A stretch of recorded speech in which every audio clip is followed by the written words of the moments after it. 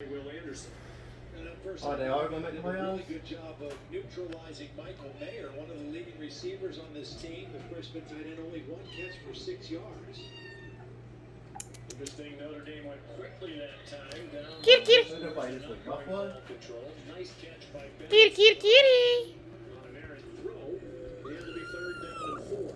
See, with Tremble out of the lineup, they do have other tight ends, but these wide Their backup receivers, quarterback has COVID. Javon McKinley, are big enough to kind of use in Hush, some of those Fonzie. big sets. Scarlett is a very big receiver at 6'3", 225 pounds.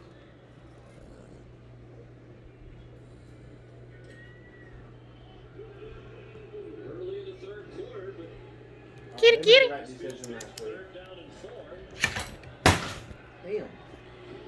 Alabama crowded the line, rush 4. Kyron Williams shoved Kitty. You got the first. at the first down with a half-yard to spare. Notre Dame playing good right now. Kitty. Reese is doing what he wanted to do, and that was feed Kyron Kitty. both as a runner and a receiver.